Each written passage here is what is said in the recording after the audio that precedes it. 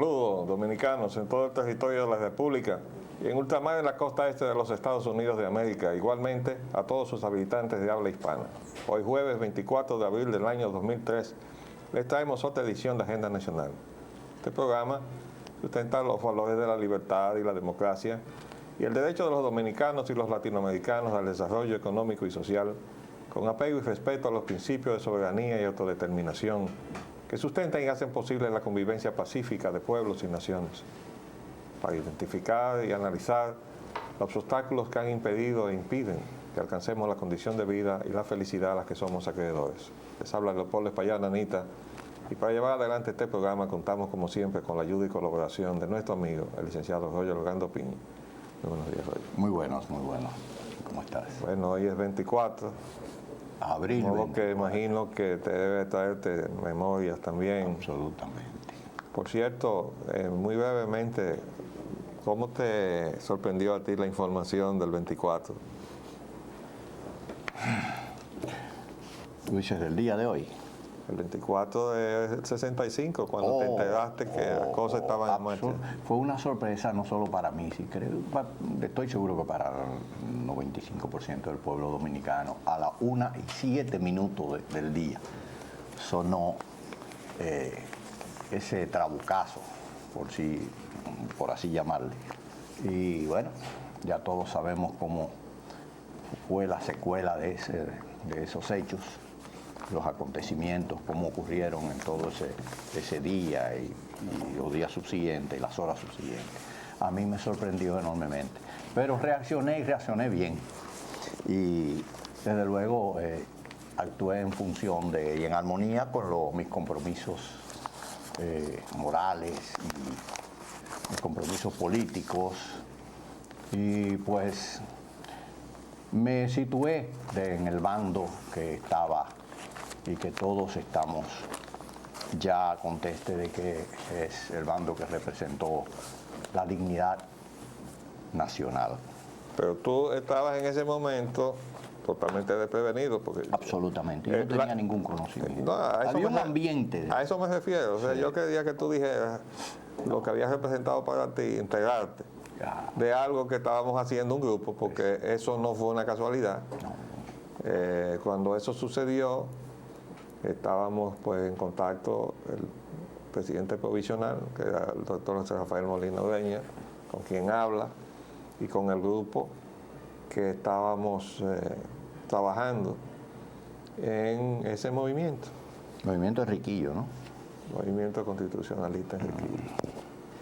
Y desde luego se apresuró. Se apresuró porque hubo una infidencia y cayeron presos entonces varios de los oficiales que pertenecían al movimiento.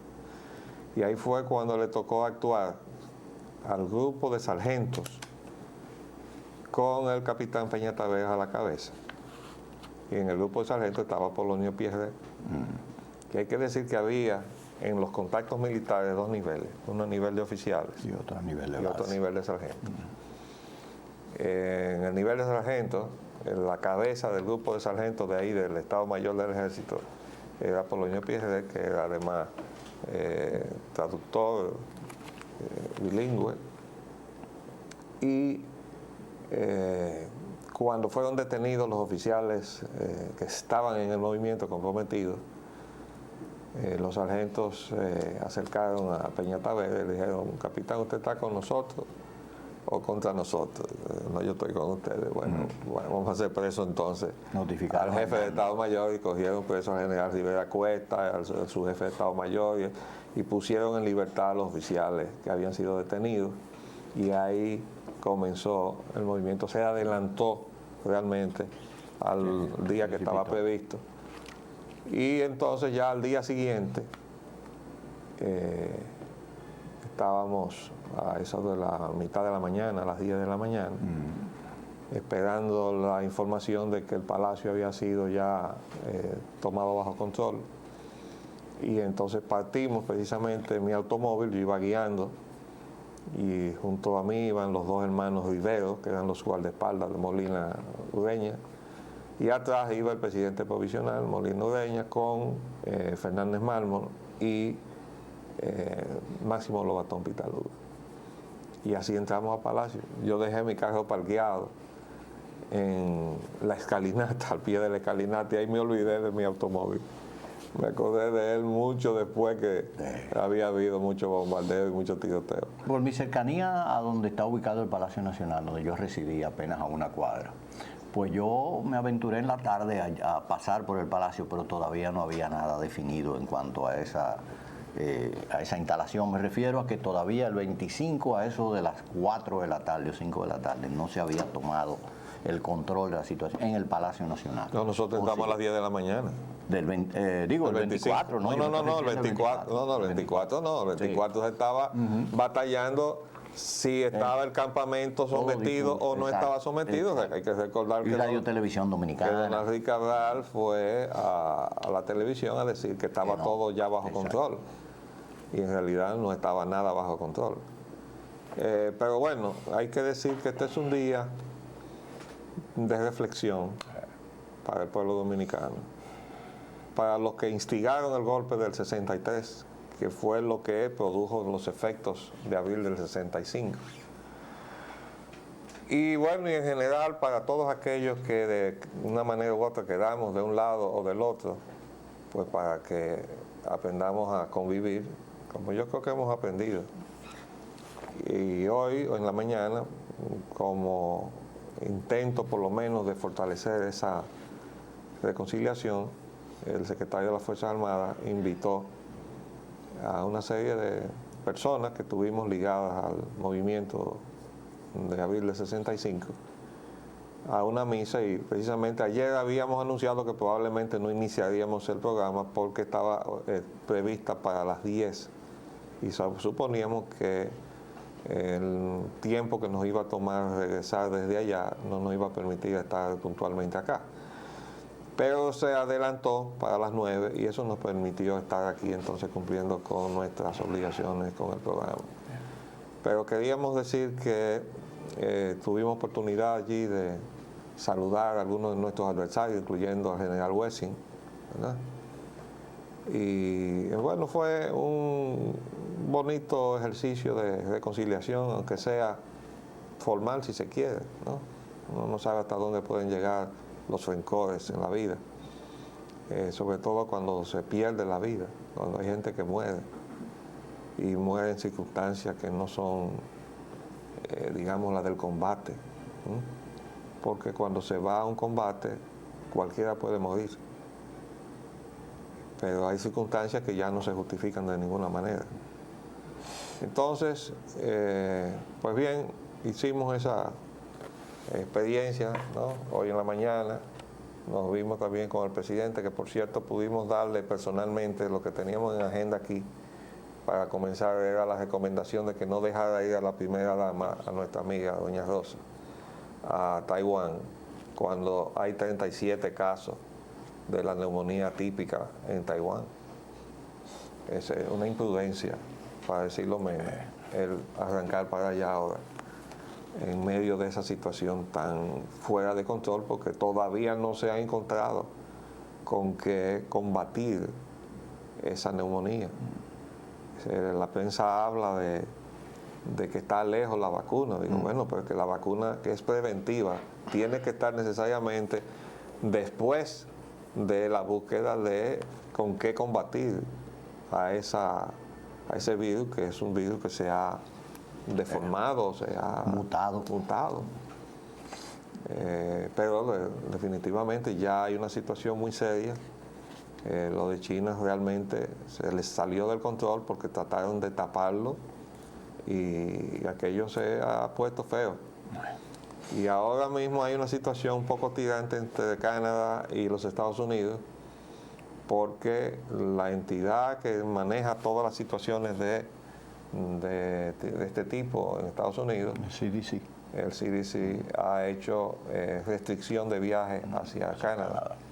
Y entonces los canadienses han reaccionado en forma un poco molesta, dice que eso ha sido precipitado y que no está justificado una medida de esa naturaleza. Yo lo que creo es que cada quien tiene que estar en lo suyo. Ayer veíamos unas declaraciones del presidente de la AMD que decía que este país estaba preparado y decía que hay 18.000 médicos y que los 18.000 médicos podían afrontar cualquier cosa. Como si esa fuera la situación. No sabemos cómo podemos nosotros afrontar nada cuando la prensa dice aquí que en el aeropuerto se carece de todo. Mire esto, médicos del AILA usan ron para curar heridas porque no hay alcohol. Eso en el aeropuerto de las Américas. Imagínense usted, no hay de nada en los hospitales. Y ahora vimos ayer, lo que pasa es que teníamos un programa especial para Irak y no comentamos las informaciones de ayer, lo vamos a hacer hoy. Se ve al secretario de Salud Pública y aspirante a la postulación del PRD, José Rodríguez Soldevila, caminando a algunos hospitales. Ahora, bueno. Yo quisiera, si usted me perdona, volver a derivar o retomar el tema que dejamos detrás ya, que es la Revolución de Abril, a propósito de las efemérides de la fecha de hoy. Porque no quería dejar pasar la fecha y muy brevemente voy a hacer una exhortación y una súplica al gobierno y sobre todo a la persona del presidente Hipólito Mejía sobre los combatientes de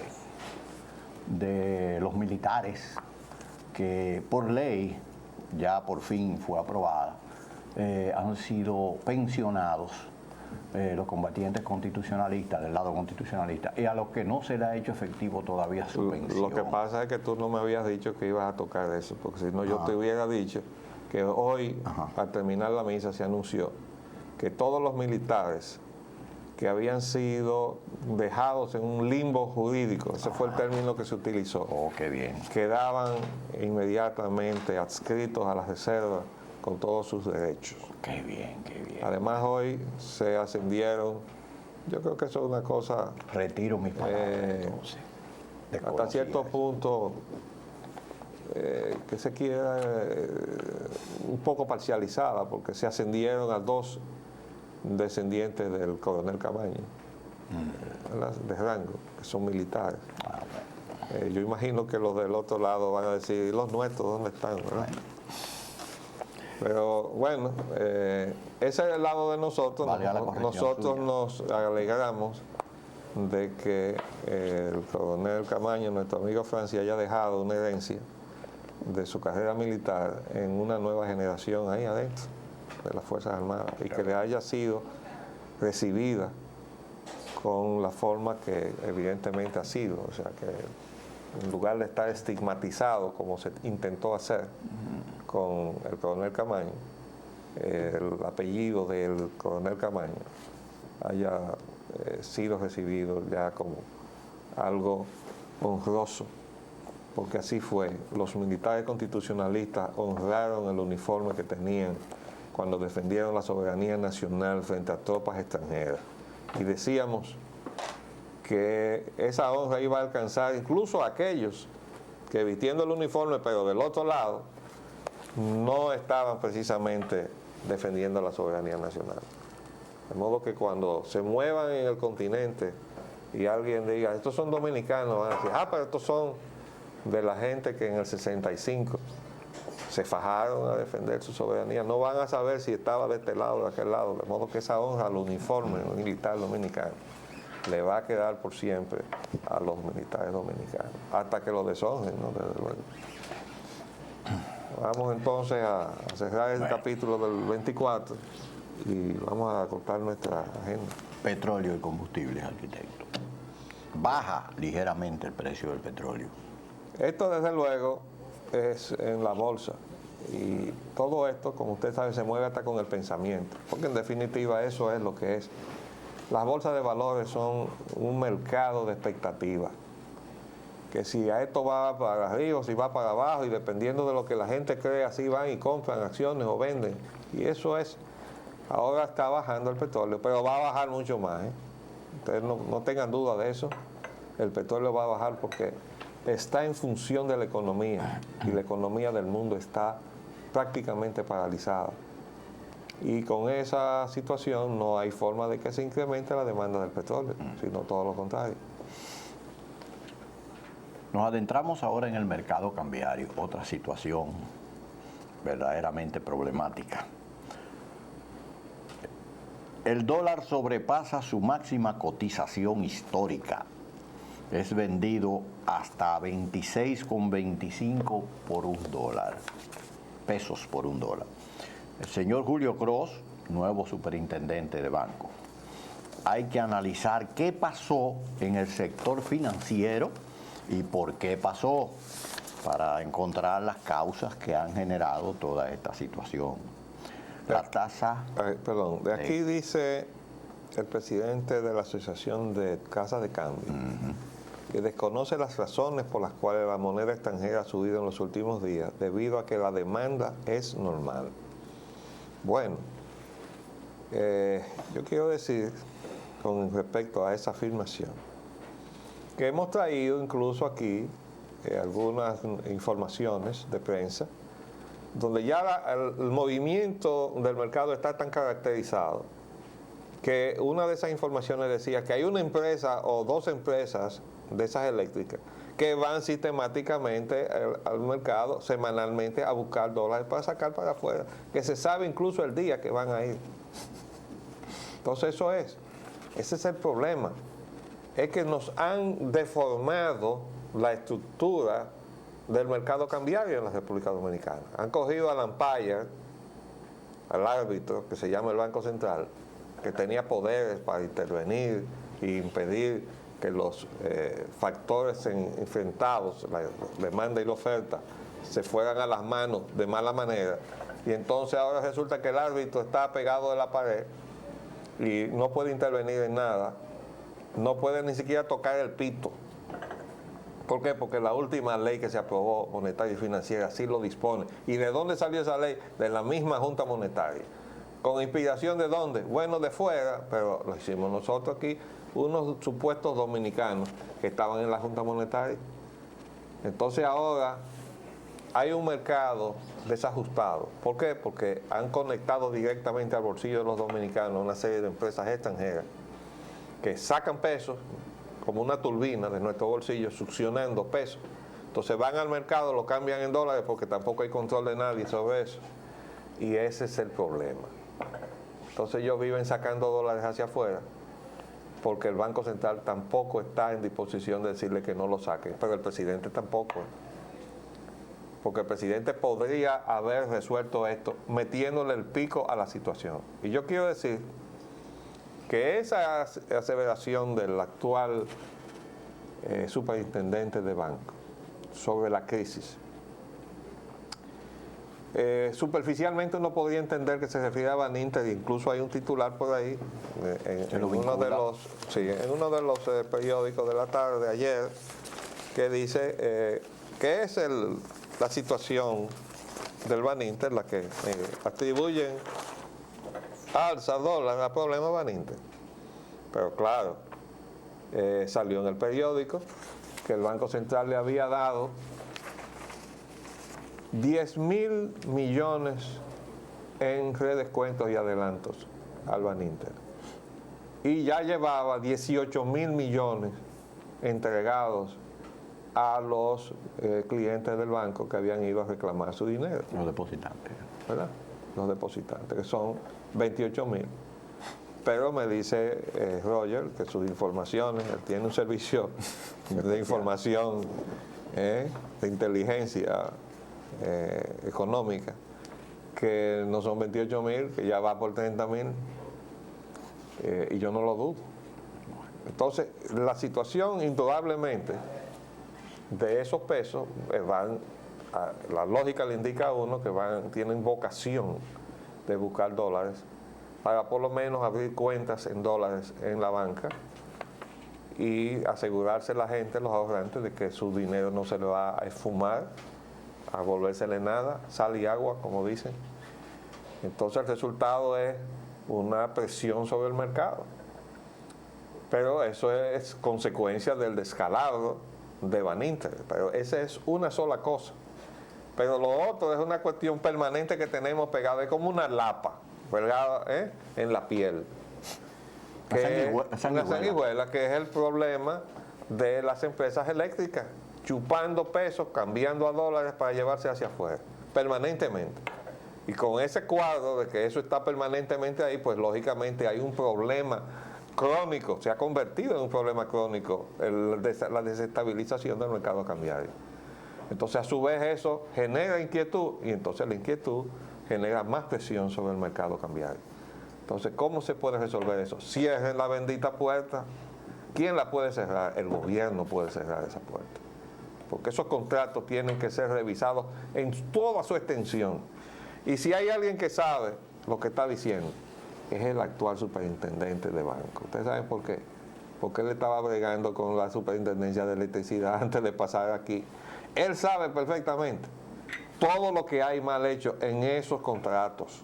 Y sabe que es esa ventanita por donde está saliendo los dólares de las empresas eléctricas la que está desestabilizando el mercado. Por eso él dice aquí, en la frase que utiliza, que hay que analizar qué pasó en el sector financiero y por qué pasó. Bueno, ahí cabe todo, ahí cabe la cuestión eléctrica, que es la crónica, y cabe también Baninter con esa situación, digamos, totalmente sorprendente, de que un banco se haya manejado en la forma en que se manejó el Baninter. Ahora, que el dólar esté a 26.25 por uno. Ayer estaba a 25.85 en la tarde, o sea, en la prensa de la tarde. Pero hay una crónica muy bien ajustada en el periódico El Caribe que dice: los adelantos neutralizan la desmonetización. Pues lógicamente, si el Banco Central está tratando de sacar circulante en pesos, supuestamente para quitarle presión al mercado, en lugar de cerrar la ventanilla por donde se está yendo los dólares, como no quieren cerrarla, ventana o puerta, porque yo creo que es más puerta que ventana por el tamaño. La del Conde. Sí, verdad que sí. Entonces no la quieren cerrar, entonces para nivelar una situación desnivelada, entonces vamos a quitarle pesos al mercado y vamos a decir, pero por Dios, nos vamos a quedar sin dólares y sin pesos. Entonces, ¿qué pasa? Están desmonetizando, pero al mismo tiempo están monetizando a un banco, porque esos adelantos y redescuentos estaban monetizando a ese banco. Entonces, además, hay que decir que cuando el gobernador anunció que el Banco Central iba a atender y responder de lo que fueran las situaciones de los clientes del Baninter, eso se hizo con cargo a las monedas que están en la bóveda del Banco Central, eso quiere decir moneda desmonetizada que va a ser monetizada para dedicarla a rescatar ese banco. La pregunta es: ¿dónde está todo el dinero que ahora se va a responder con los recursos del Banco Central por disposición del gobierno, obviamente? ¿Dónde está? Y eso se va a quedar así. Bueno, vamos a ver, ahora hay un nuevo superintendente de banco que sabe de eso. Y él dice que hay que investigar qué pasó. Ese es un profesional de la banca, además de ser un profesional. Dice que hay que ver qué pasó y por qué pasó. Entonces, en el por qué es que se van a ver muchas cosas. Bueno, el miércoles la tasa de cambio había amanecido, eso fue ayer. No, pero ya eso lo dije. 25,85. Los adelantos neutralizan y atribuyen el alza de dólar. Vamos al sainete político. Temas nacionales.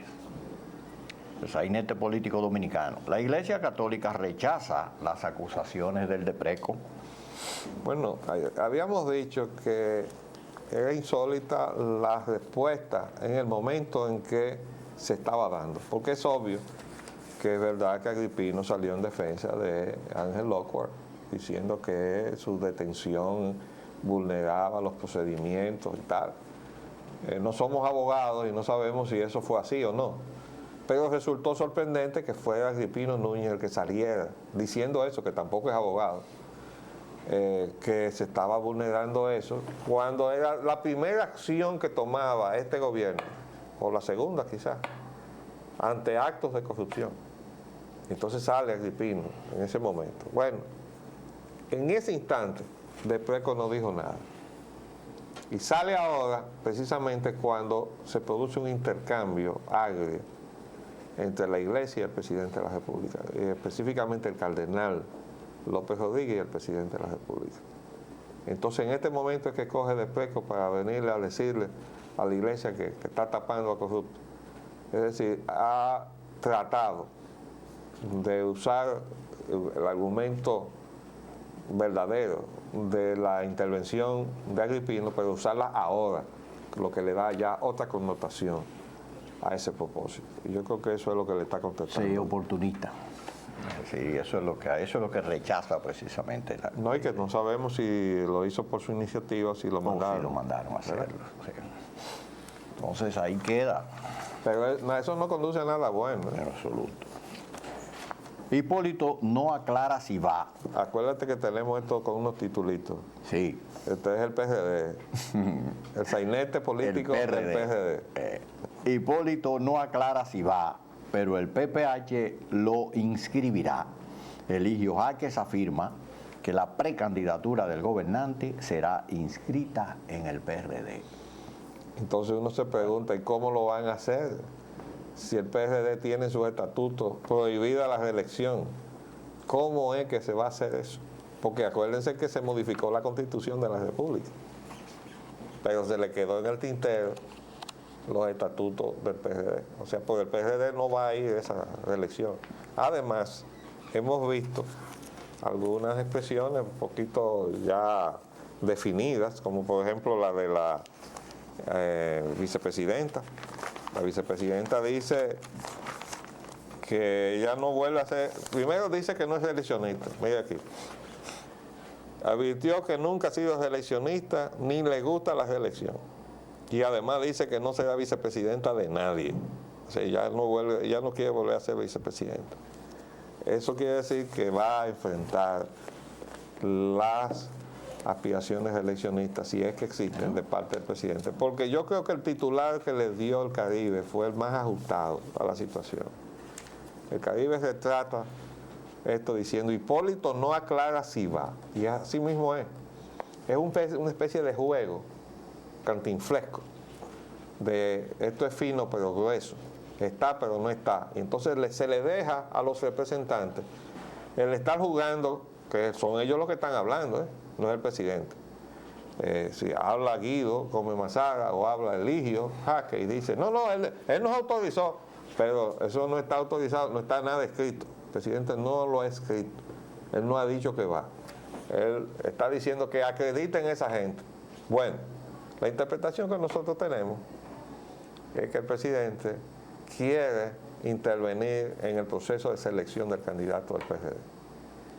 Él tiene intereses que resguardar, políticos, natural, y entonces, y de otra índole, vamos a estar claros, y entonces quiere incidir en la selección de ese candidato, quizá para negociar con él, pero mientras tanto, como no ha habido forma de penetrar una reunión de candidatos o precandidatos, si no es con un precandidato, entonces se mantiene eso así como medio oleaginoso o viscoso. Viscoso, es lo que se le denomina. Es decir, que no está ni muy duro ni muy blandito. Sino en el término viscoso. ¿Verdad? Y así está la situación. Por eso el titular del Caribe nos pareció el más ajustado. Todavía interpretamos eso. No es que no le falten ganas, no vamos a decir eso, al presidente Hipólito Mejía de reelegirse, pero creemos que él sabe que su reelección no va a ninguna parte en este país. Entonces él está jugando para dejar de alguna manera protegida su posición o la de su gente en este torneo de las repartideras, porque en eso se ha convertido la democracia dominicana. Y hay otra pregunta. Vamos a hacer un paréntesis y volvemos. Ah, bien, sí, estamos atrasados.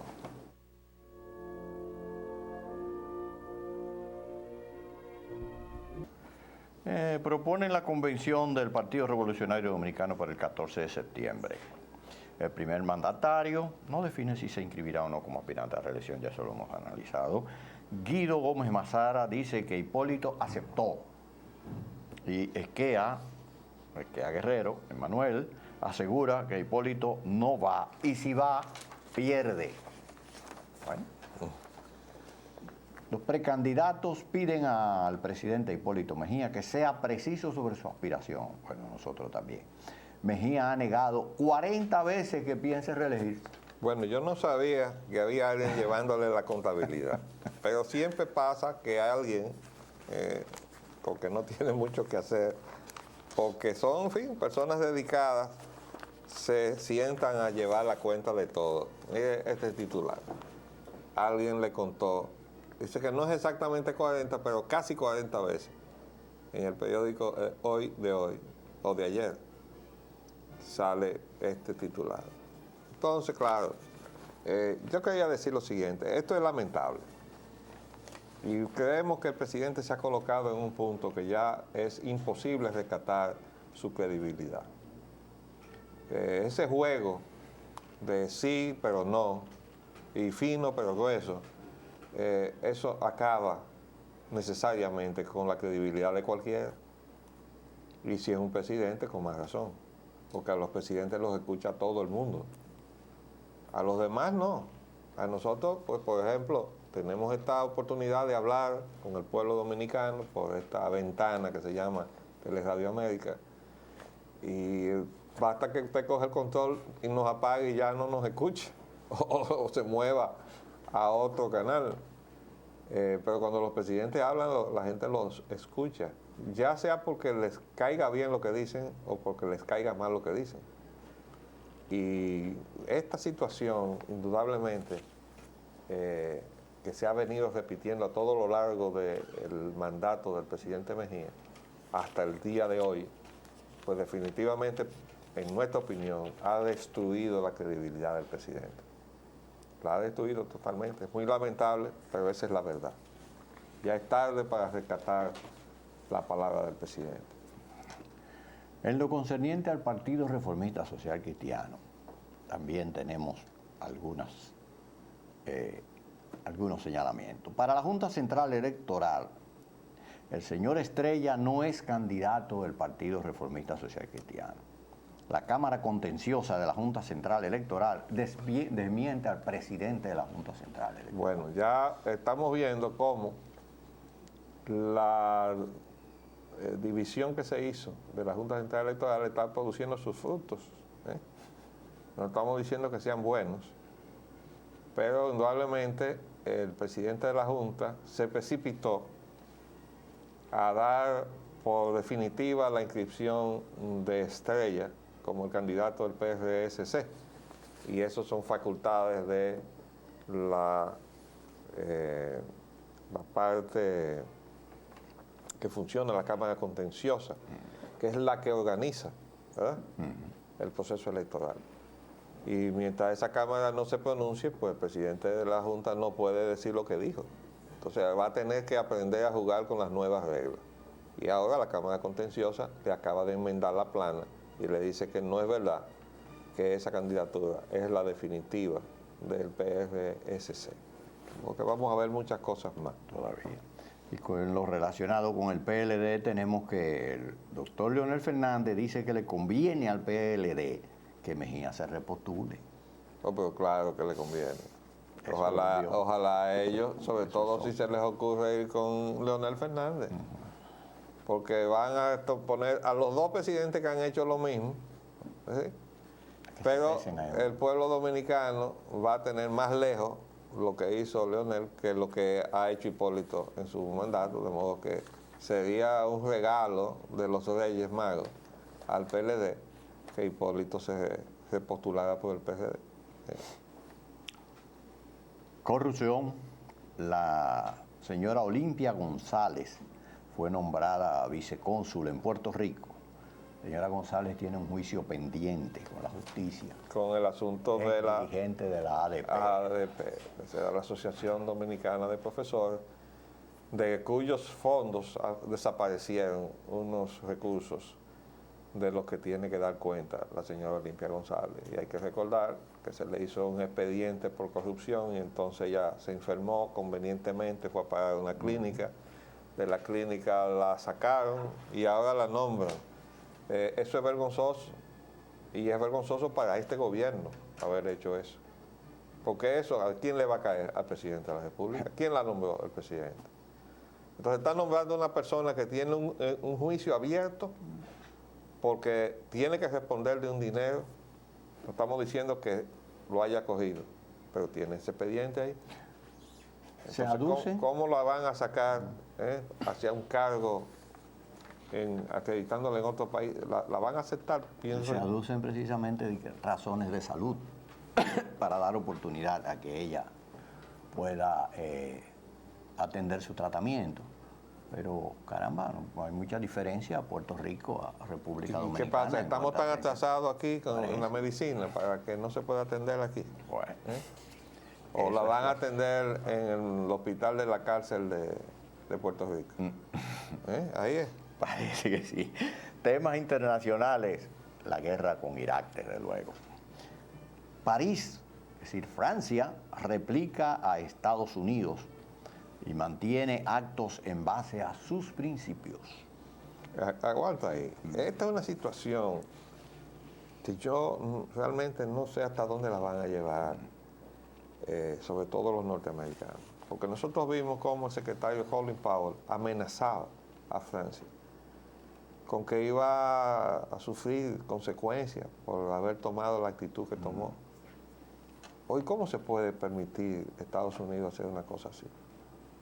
Ahora resulta que hemos pasado por muchísimas expresiones, como por ejemplo, no sé si recordarás que llegó alguien a decir que había que desenterrar los muertos norteamericanos que estaban enterrados en el Francia. cementerio francés. Porque así los es, de la franceses Segunda y la eran Primera unos mal Guerra. agradecidos. Entonces, esos muertos que nosotros pusimos ahí, y nosotros comentamos aquí, es que esos muertos que cayeron desgraciadamente luchando por sus principios, ¿verdad?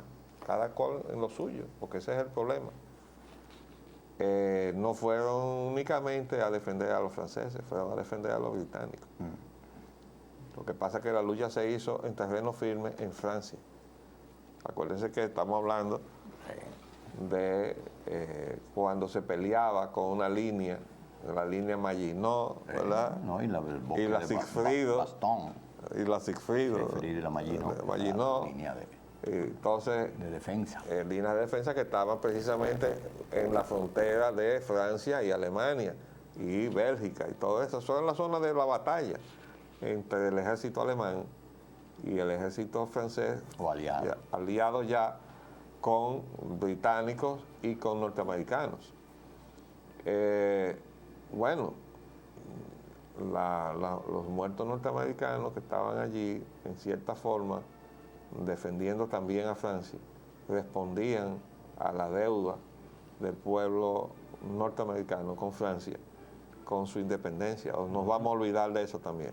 ¿Y qué vamos a hacer con la Estatua de la Libertad? La vamos a desmontar, porque eso fue un obsequio de Francia al pueblo norteamericano. Exactamente. Los vínculos entre los dos pueblos no pueden ser manejados con esta actitud tan a la ligera. Que los halcones así que actúan. Y entonces no se ha hablado de que no vamos a comer caviar francés, ni vamos a beber vino francés, y cosas por el estilo. Y las papitas fritas ya no se van a llamar French fries, Sí. que son frituras francesas, que no se sabe por qué le ponían así. Y le van a poner ahora freedom fries, que son frituras de libertad. Pues vamos a llegar al extremo de la ridiculez, porque entre lo sublime y lo ridículo Estamos llegando. no hay más que un paso. Entonces, nosotros vemos esto con mucha preocupación en términos de lo que es el futuro de la sociedad norteamericana. ¿Por qué? Porque no puede ser llevada a estos extremos con las posiciones que se están tratando de justificar y que nuestra apreciación van a evidenciarse como totalmente infundadas desde el principio, que nosotros se lo estábamos diciendo. Y no porque nos creamos que somos ahora una especie de... Clarividentes. No, ¿cómo se llamaba? En la antigua Grecia había el oráculo, ¿no? Nosotros no somos oráculos, pero Delfos. de Delfos, sí. Pero nosotros no podemos decir que, o quedarnos callados, que eso no estaba bien. Tenemos que decirlo. No es posible que se parta de ligero, como se ha hecho, en una supuesta defensa a la que tiene todo el derecho del pueblo de los Estados Unidos, a que se le defienda, pero sin saber a quién es que usted está acusando, porque se ha emprendido una guerra contra el terror sin saber quién es el terrorista. Bueno, se dice que es Osama Bin Laden, pero han pasado 3 nombres ya. Primero se dijo que él era el responsable intelectual de eso, después dijeron que era un asistente de él, y después, o un tercer asistente de él. Este es el último, se dijo, ese fue el que realmente planificó. Entonces, Osama Bin Laden no fue, ¿verdad? Pero además, hay un capítulo que se le ha tratado de echar tierra, que se llama Afganistán. Lo que pasó en Afganistán no se conoce. La guerra a Afganistán no se conoce porque eso estaba vedado. La prensa no tuvo acceso a lo que sucedió ahí, a los bombardeos de Afganistán. Y cuando finalmente llegaron las tropas y se hicieron detenciones, ¿a dónde se mandó y bajo qué condiciones se mandó? Se les reconocía a los que estaban peleando ahí, que estaban peleando en su país contra una tropa extranjera, porque eso es lo que era la tropa norteamericana y la británica en el suelo afgano, tropa extranjera. Entonces todo el que estaba peleando del lado afgano era para los afganos un patriota. Bueno, para la tropa que llegó no era eso, eran terroristas. Sí, sobre todo aludieron a que no tenían uniforme para ser distinguidos como ejército de un representante de un pueblo. Oiga usted qué absurdo. El punto es el siguiente. Bueno, yo quisiera saber si cuando la colonia, que era Estados Unidos, se rebeló contra el reino británico. Sí, tenían uniforme. Los que lucharon del lado de la libertad del pueblo norteamericano tenían todos o no tenían todos uniformes, porque algunos tenían y otros no. George Washington tenía y 2 o 3 más. ¿Verdad? Y entonces todos los demás, esos milicianos que eran patriotas o no lo eran. Eran patriotas, ¿verdad? Porque lucharon por la libertad del pueblo norteamericano. Entonces no se puede hacer esas cosas. Ahora resulta que ahí en Guantánamo han aparecido niños, resulta que ahí hay muchachos de 15, 16, 17 años. Hoy, ¿cómo fue que hicieron eso? ¿Cómo fue que hicieron eso? Entonces, es un momento de detenerse, porque el sentimiento cristiano del pueblo norteamericano no puede tragarse todo eso que se ha hecho y quedarse impávido. Eso tendrá que producir un resultado cuando comiencen a evidenciarse las verdades ocultas. Entonces, definitivamente, esta situación y estas actitudes, con aquello de conmigo o contra mí, con que se inició este asunto, tiene que ser cambiado radicalmente. Se inició y sigue. Pero tiene que ser modificado. Absolutamente.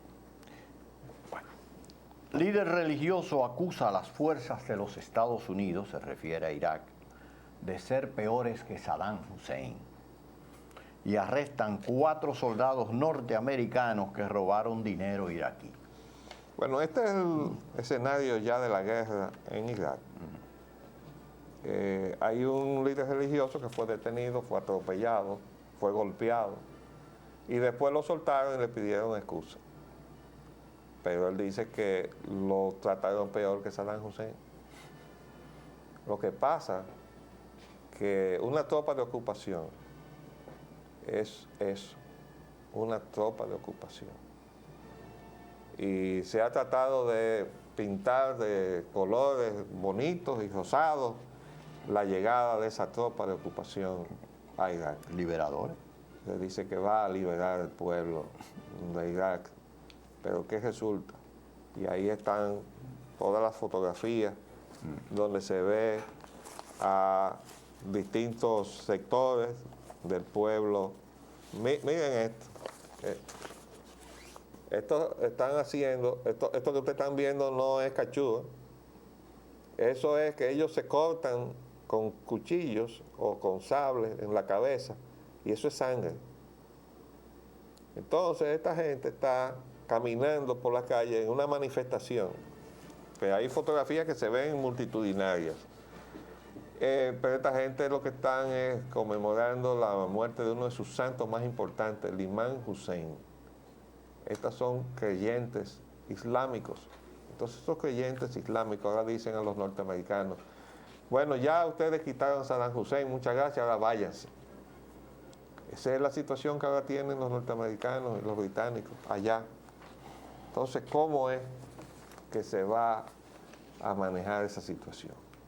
¿O no se sabía que eso iba a suceder así? Era previsible. Bueno, yo saqué un artículo de la prensa norteamericana porque afortunadamente allí no todo el mundo se está volviendo loco. Y dice el articulista que bueno, que lo que pasa es que la incursión en Irak se construyó sobre la base de una versión que le había dado unos exiliados iraquíes que residían en Estados Unidos. Y incluso hay un fulano que está allá con 4 o 5 seguidores. Parece que lo han mandado como si fuera una especie... El gobernador de Bagdad. No. Hay uno que va allí, yo no me se me escapa, pero que supuestamente es un líder, ¿no? Entonces lo han mandado allá con unos cuantos seguidores desde el exilio donde estaba, Dorado, a convertirse en líder en Irak.